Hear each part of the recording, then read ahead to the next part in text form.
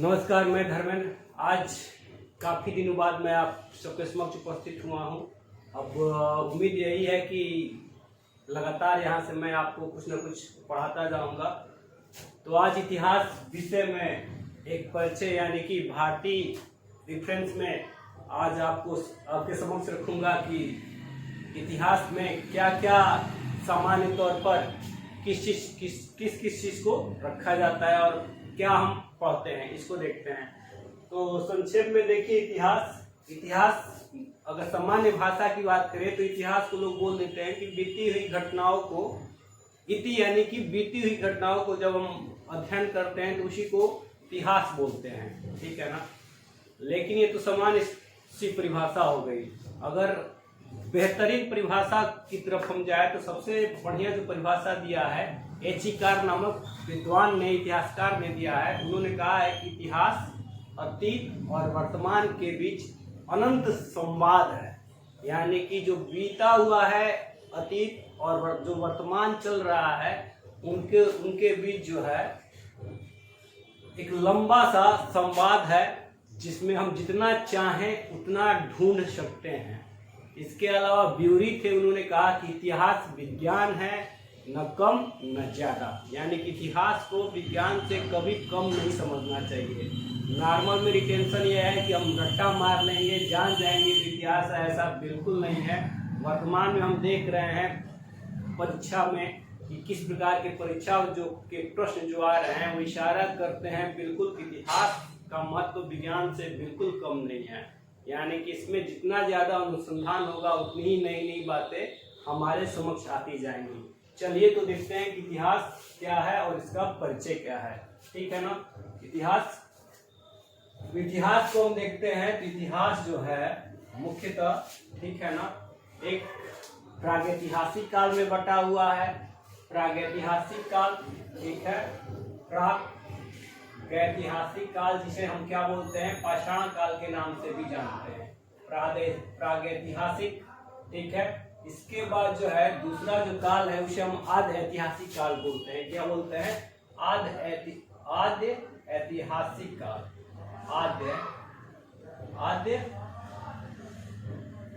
आद्य इतिहास।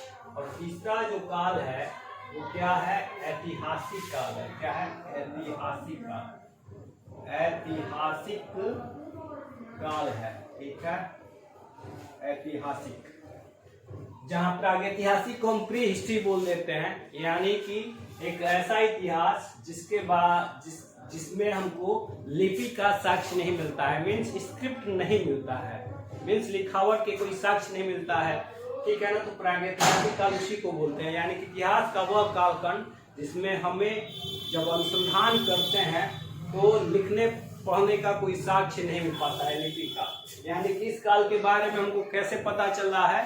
तो सिर्फ पाषाण उपकरणों से पता चला है। इसीलिए इस काल को हम क्या बोल देते हैं? पाषाण काल। क्या नाम दे देते हैं? पाषाण काल नाम दे देते हैं, पाषाण काल, ठीक है ना। ये काल जो है नॉर्मली 3 भागों में बांट दिया जाता है, लेकिन इसमें से दो मुख्य भाग हैं, ठीक है ना, जिसे हम क्या बोलते हैं? ये जो पूरा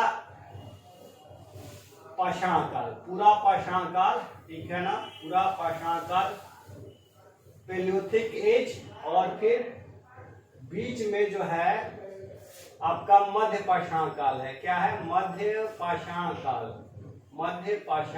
काल, ठीक है ना। और जो तीसरा हिस्सा है वो नव पाषाण काल है। क्या है? नव पाषाण काल है, ठीक है, नव पाषाण काल। पैलियोलिथिक, मेसोलिथिक और नियोलिथिक। वैसे मेसोलिथिक की प्रारंभ में बात नहीं हुई थी। प्रारंभ में जो एक विद्वान थे उन्होंने कहा कि पूरा पाषाण काल और नव पाषाण काल ही है, पूरा पाषाण काल और नव पाषाण काल ही है, मध्य पाषाण काल नहीं है। लेकिन सीएल कलाइन ने कहा कि नहीं, मध्य पाषाण काल भी है, इन दोनों पीरियड का ट्रांजिशन पीरियड का है, ठीक है ना। अगर बात करते हैं कि पूरा प्रागैतिहासिक काल का ओवरऑल कब से शुरुआत होता है तो इसके बारे में अभी तक नहीं जान पाया गया है, ठीक है ना। यानी कि अज्ञात काल से, यानी कि हम उस काल शुरुआत के बारे में नहीं जानते हैं, ठीक है ना, लेकिन कहाँ तक आया है इसके बारे में पता है।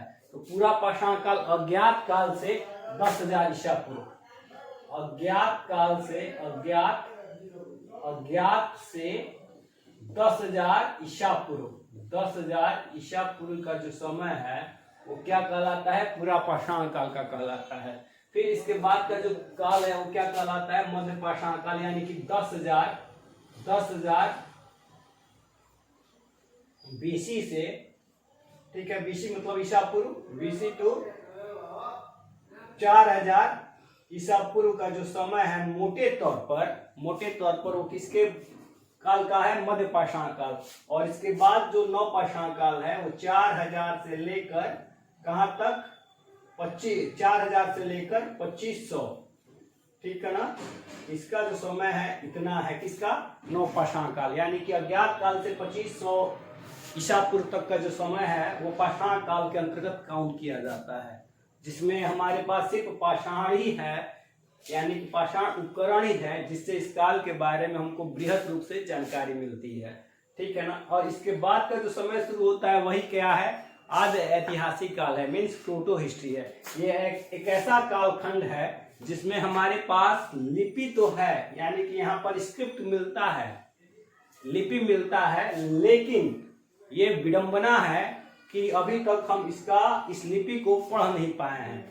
इसीलिए इस काल खंड को हम क्या कर देते हैं, प्रागैतिहासिक काल से डिफर कर देते हैं। यहाँ पर लिपि नहीं मिला, यहाँ पर लिपि मिला, तो लिपि मिला लेकिन अभी तक हम इसको पढ़ नहीं पाए हैं, इसीलिए इसको हम प्रोटो हिस्ट्री, यानी कि यह हमारे नजदीक है, यह हमारे क्या है, नजदीक है, लेकिन हम अभी तक पढ़ नहीं पाए हैं, इसीलिए इसको आदि ऐतिहासिक काल बोलते हैं। क्या बोलते हैं, आदि ऐतिहासिक काल बोलते हैं।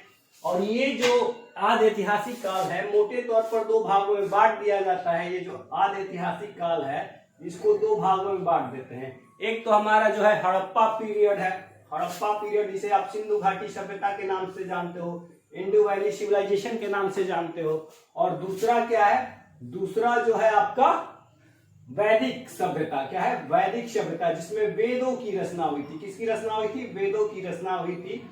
उस कालखंड को हम क्या बोल देते हैं, वैदिक काल बोल देते हैं, हड़प्पा काल और वैदिक काल। तो हड़प्पा काल का जो समय है जस्ट इसके आफ्टर, ठीक है ना, लगभग 2,500 ईसा पूर्व से 2,500 ईसा पूर्व से कहां तक, 1,500 ईसा पूर्व तक का जो समय है, ठीक है ना, वो क्या माना जाता है, हड़प्पा काल माना जाता है। वैसे एग्जैक्टली देखा जाए, ठीक है ना, तो 2700 से लेके 1700 कुछ तक आता है, लेकिन ये मोटे तौर पर जो ये है, ठीक है ना, इट्स नॉट एग्जैक्टली, अप्रोक्सीमेटली, ये लगभग है, ठीक है। इसके बाद है वैदिक काल। वैदिक काल की बात करते हैं तो वैदिक काल जो है हमारा क्या है, वैदिक काल 1500 बीसी से कब तक, 600 बीसी, यानी कि 600 ईसा पूर्व तक का जो समय है वो वैदिक काल के अंतर्गत आता है। और फिर ये वैदिक काल जो है, वैदिक काल को हम 2 भागों में फिर बांट देते हैं। कैसे बांट देंगे वैदिक काल को, वैदिक काल जो है 2 भागों में बढ़ जाएगा। एक को हम बोलेंगे पूर्व वैदिक काल या ऋग्वैदिक काल, पूर्व वैदिक काल या ऋग्वैदिक काल। पूर्व वैदिक काल मीन्स जिसमें सिर्फ ऋग्वेद की रचना हुई थी, उसको हम क्या बोलते हैं, पूर्व वैदिक काल बोलते हैं। और ऋग्वैदिक को छोड़कर जो भी चीज रची गई उस समय को हम क्या बोलते हैं, उत्तर वैदिक। क्या बोलते हैं, उत्तर वैदिक बोलते हैं, ठीक है ना। पूर्व वैदिक में सिर्फ ऋग्वेद और बाद के उत्तर वैदिक पीरियड में सारे के सारे अथर्ववेद, सामवेद, यजुर्वेद, उपनिषद, आरण्यक, ठीक है ना, पूरा का पूरा वैदिक वांग्मय की रचना किसमें हुई थी, आपका उत्तर वैदिक में हुई थी। तो इसके समय को डिनोट कर लेते हैं। पूर्व वैदिक काल का जो समय है 1500 से लेकर कब तक, 1000 ईसा पूर्व, कब तक है, 1000 ईसा पूर्व का जो समय है वो क्या है, पूर्व वैदिक काल का समय है। इसके बाद उत्तर वैदिक काल की तरफ जाते हैं, जिसमें 3 वेद, आरण्यक, उपनिषद की रचना हुई थी। वो क्या है, 1000 बीसी से कब तक, 600 ईसा पूर्व तक का जो समय है वो क्या है, उत्तर वैदिक काल है। तो ध्यान दीजिएगा, यही उत्तर वैदिक काल है जिसमें हमको लोहे का कॉन्सेप्ट मिलता है, ठीक है, लोहे। सबसे पहले सीजे थॉमसन नामक विद्वान ने क्या बताया कि ये जो इतिहास का वर्गीकरण है किसके आधार पर करना उचित होगा? तो उपकरणों के आधार पर करना उचित होगा। उपकरण मीन्स धातु के आधार पर करना उचित होगा। और उन्होंने ही क्या कहा था? उन्होंने ही कहा था कि धातुओं के आधार पर इसका उपकरणों के आधार पर वर्गीकरण कर दिया जाए। ठीक है ना, ये चीज। तो ये उत्तर वैदिक काल में क्या मिलता है? आयरन हमको मिलता है, लोहा मिलता है। ठीक है, तो ये हो गया वैदिक काल का पीरियड। ठीक है, अब उत्तर वैदिक काल का जो बाद का समय है वही क्या आता है? ऐतिहासिक काल का समय कहलाता है।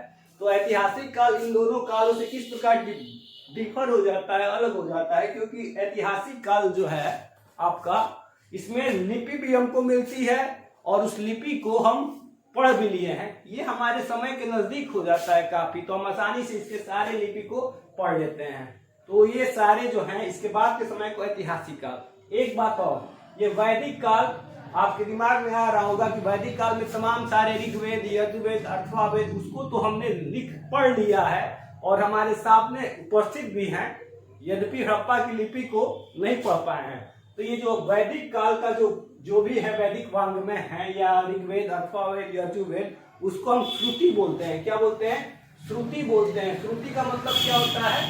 श्रुति भी बोलते हैं। श्रुति का मतलब है कि इसको हम लोगों ने क्या सुनकर, यानी कि वैदिक काल के गुरुओं ने अपने शिष्यों को सुनाया, शिष्यों ने अपने शिष्यों को सुनाया, ऐसे क्या हुआ?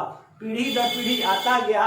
मीन्स इसकी रचना कब हुई? ऐतिहासिक काल में हुई। कब हुई? ऐतिहासिक काल में हुई, यानी कि इसको ऐतिहासिक काल में लिखा गया, ना कि आद ऐतिहासिक काल में लिखा गया। यानी कि वैदिक काल के समय क्या लिपि थी, लिखने की कला क्या थी, आज भी हम नहीं जान पाए हैं। तो आई होप आसानी से आप समझ गए होंगे कि वैदिक काल को आज ऐतिहासिक काल में क्यों रखा जाता है। ठीक है ना, अब ऐतिहासिक काल के बारे में जानते हैं। ऐतिहासिक काल का समय कब शुरू होता है? तो ऐतिहासिक काल के अगर समय की बात करें, ठीक है ना, ऐतिहासिक काल के समय की बात करें, ठीक है, तो जस्ट आफ्टर उत्तर वैदिक काल के। उत्तर वैदिक काल कहाँ तक आया था? 600 ईसा पूर्व। यानी कि 600 ईसा पूर्व का जो समय होता है वो क्या होता है? वो होता है आपका महाजनपद काल। क्या होता है? महाजनपद काल। महाजनपद काल यानी कि ये वो समय होता है, यही वो समय होता है 600 BC का, जब न सिर्फ इंडिया में बल्कि पूरे विश्व में वैचारिक क्रांति आती है। ठीक है ना, इंडिया में क्या होता है? गौतम बुद्ध, महात्मा बुद्ध आते हैं, चाइना में कन्फ्यूशियस आते हैं, ईरान में जरथुस्त्र आते हैं और वैचारिक क्रांति आती है। यही वो पीरियड होता है जब आयरन का अस्तित्व भरपूर दिखाई देता है और पूरा का पूरा राजनीति, आर्थिक स्थिति, सामाजिक स्थिति सब कुछ बदल जाता है। ठीक है, तो महाजनपद काल 600 BC में, और यही वो समय है जब राज्य का वास्तविक अस्तित्व होता है इंडिया में, और जो वंश आता है वो हर्यक वंश होता है। क्या होता है? हर्यक वंश होता है। यानी कि आप बोल सकते हो हर्यक वंश से मगध वंश की शुरुआत होती है। क्या होती है? मगध का उत्कर्ष शुरू होता है। क्या होता है? मगध का उत्कर्ष शुरू होता है। ठीक है, तो हम आसानी से बोल सकते हैं क्या? मगध साम्राज्य। तो ये मगध साम्राज्य कब तक था? मगध साम्राज्य कब तक था? मगध साम्राज्य 600 BC से लेके 600 BC से लेके, ठीक है ना, 600 BC से लेके कब तक था? मगध साम्राज्य की बात करें तो मौर्य साम्राज्य तक मगध साम्राज्य का लगातार उत्कर्ष होता रहा, मौर्य साम्राज्य तक। और मौर्य साम्राज्य का पीरियड कहां तक गया था? 184 ईसा पूर्व। 184 ईसा पूर्व यानी 184 BC।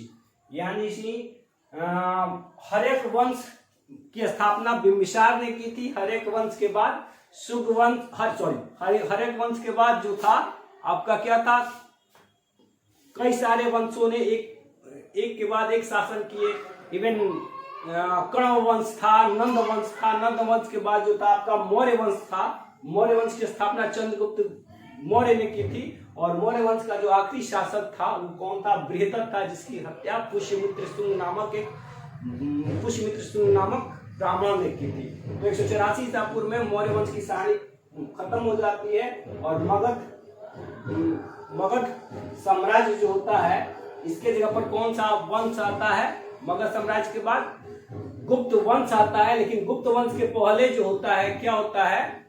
वो आपके कई सारे जो दो तरह के, एक तो भारतीय शासक शासन करते हैं और फिर भारत के पश्चिमोत्तर प्रांत में विदेशी शासक भी शासन कर रहे होते हैं। तो विदेशी शासक की बात करें तो क्या हो जाएगा, शक, यवन, कुषाण, पहलव, ये सारे के सारे पश्चिमोत्तर भाग में, यानी कि आज का जो पाकिस्तान है, अफगानिस्तान है, वहां पर इनका शासन होता था, पंजाब में होता था, और पूर्वोत्तर भारत में, फिर आपके बुंदेलखंड में, मध्य भारत में जिसका शासन था वो भारतीय शासक शासन करते थे।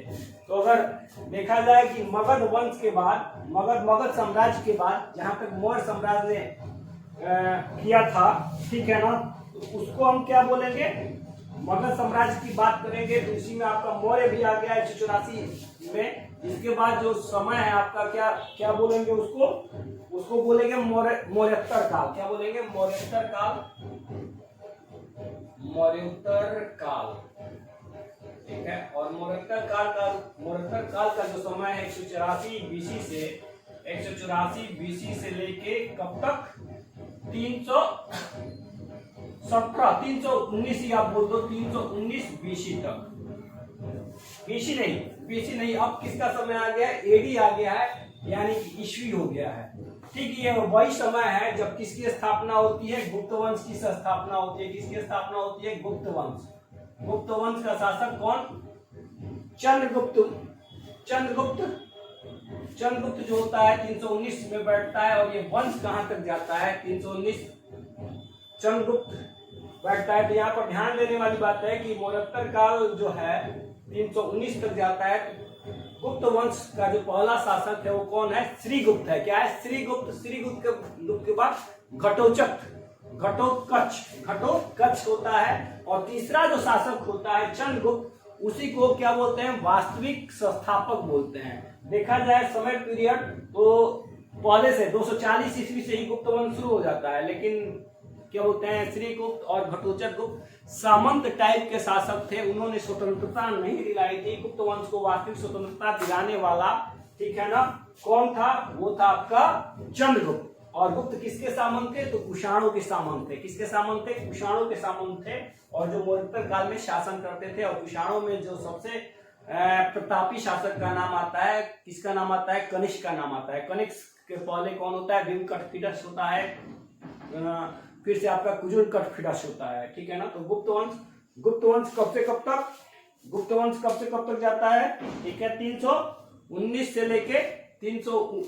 लेके कब तक, 550 ईस्वी। कब तक जाता है, 550 ईस्वी तक जाता है ये गुप्त वंश का पीरियड। गुप्त वंश के बाद देखा जाए तो कुछ समय बाद, ठीक है ना, उत्तरोत्तर गुप्त शासन करते हैं, जो वास्तव में कमजोर हो गए थे क्योंकि लगातार भूल आक्रमण होते जा रहे थे, ठीक है ना। इवन गुप्त वंश का जो आखिरी प्रतापी शासक था वो स्कंदगुप्त था, ठीक है ना। गुप्त वंश के बाद देखा जाए तो उत्तर भारत में एक नए वंश का उदय होता है, जिसे हम किस वंश के नाम से जानते हैं, वर्धन वंश के नाम से जानते हैं, ठीक है ना। और इस वंश का जो सबसे प्रतापी शासक था क्या था, हर्षवर्धन, यानी कि हर्षवर्धन काल। तो हर्षवर्धन काल का जो समय होता है कब, 606 से 647 ईसा पूर्व तक समय, ईस्वी तक, 647 ईस्वी तक इसका समय होता है। यानी कि ये पूरा का पूरा जो वैदिक, ये अगर कहा जाए तो ये आपका ऐतिहासिक काल में ये प्राचीन भारत है। क्या है, इसको हम आप आसानी से बोल सकते हो कि ये जो समय है ये, ठीक है ना, महाजनपद, मगध, मौर्योत्तर काल, गुप्त वंश, ये आपका क्या है, प्राचीन भारत है, यानी कि एनिशिएंट इंडिया, ठीक है ना। एनिसेंट प्राचीन इतिहास, एनिसेंट हिस्ट्री आप बोल सकते हो, एनिसेंट हिस्ट्री, ठीक है ना। एनिसेंट हिस्ट्री होता है, इसके कुछ समय तक क्या होता है, अव्यवस्था वाली स्थिति होती है, ठीक है ना। फिर इसके बाद ऐतिहासिक काल में जो अगला चरण शुरू होता है, प्राचीन इतिहास के बाद जो अगला चरण शुरू होता है, ये जो है आपका ऐतिहासिक काल। 3 पीरियड में, एक प्राचीन इतिहास हो गया, प्राचीन इतिहास के बाद जो दूसरा क्या होगा आपका, मध्यकालीन इतिहास। क्या होगा, मध्यकालीन इतिहास, ठीक है ना। और मध्यकालीन इतिहास के बाद जो आखिरी जो होगा आपका क्या होगा, आधुनिक इतिहास। क्या होगा, आधुनिक इतिहास, यानी कि मॉडर्न हिस्ट्री, तो आधुनिक काल में, आधुनिक इतिहास में, ठीक है ना, पहले आधुनिक इतिहास के पहले का जो समय होता है वही क्या होता है, मध्यकालीन। मध्यकालीन का जो समय होता है इंडिया में कब से माना जाता है, अगर देखा जाए तो हर्षवर्धन के बाद ही, लेकिन समय के कारण मोटे तौर पर जो मध्यकालीन इतिहास का समय है, ठीक है ना, वो कब से माना जाता है, जब भारत में मोहम्मद बिन कासिम का आक्रमण होता है। अरब जो अरबी था, ठीक है ना, उसका जब आक्रमण होता है सिंध और पंजाब पर, तब माना जाता है कि मध्यकालीन इतिहास की शुरुआत भारत में हो जाती है, ठीक है ना, मोहम्मद बिन कासिम, ठीक है ना। तो मध्यकालीन इतिहास को हम दो भागों में बांट सकते हैं, ठीक है ना। कब मध्यकालीन इतिहास देखा जाए तो 712 से लेके कब तक, औरंगजेब के मृत्यु तक। औरंगजेब की मृत्यु कब हुई थी, 1707 ईस्वी तक। तो यानी कि ये आपका मध्यकालीन इतिहास का पीरियड है। फिर ये मध्यकालीन इतिहास क्या होता है, पूर्व मध्यकालीन इतिहास, ठीक है ना, और ये क्या होता है, उत्तर मध्यकालीन इतिहास।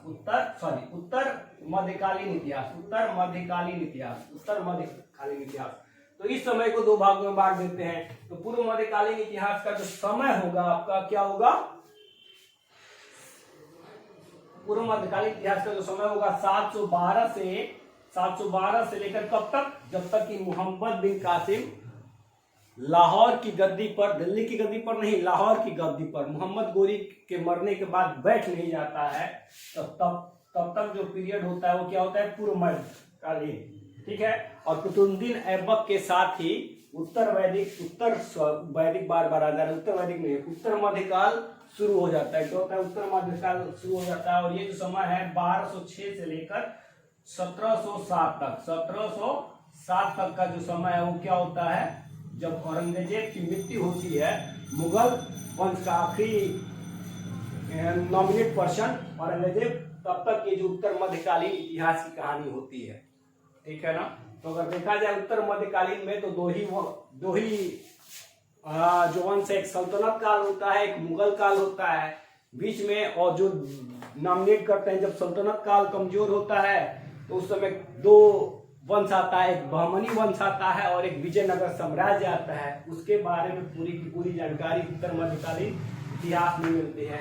और आधुनिक इतिहास, जैसा कि सबको पता है कि औरंगजेब के मृत्यु के साथ ही अंग्रेजों का वर्चस्व भारत में बढ़ता है, जो व्यापारी के रूप में आते हैं। और ये अंग्रेज जो थे, वैसे के एक इतिहासकार ने क्या माना है कि सिराजुद्दौला, बंगाल का जो नवाब था सिराजुद्दौला, उसके पराजय के साथ ही क्या होती है, आधुनिक काल की शुरुआत होती है। लेकिन ज्यादातर लोगों का मानना है कि औरंगजेब के मृत्यु के साथ ही जब उसके जो वारिस होते हैं वो उत्तरोत्तर कमजोर होते जाते हैं और इधर अंग्रेजों का भी वर्चस्व बढ़ता है, फिर मराठे भी आते हैं, तो इसके कारण जो शुरुआत होती है वो आधुनिक काल की शुरुआत होती है। किसकी शुरुआत होती है, आधुनिक काल की शुरुआत होती है, ठीक है ना। एक चौथा हिस्सा विश्व इतिहास का भी मिलता है, जो मोटे तौर पर 1400 ईस्वी से कब तक जाता है, 1950 तक जाता है, विश्व इतिहास, वर्ल्ड हिस्ट्री के अंतर्गत, ठीक है ना। उसको भी देखा जाता है, ठीक है। तो आधुनिक की बात कर ले तो 1707 से लेके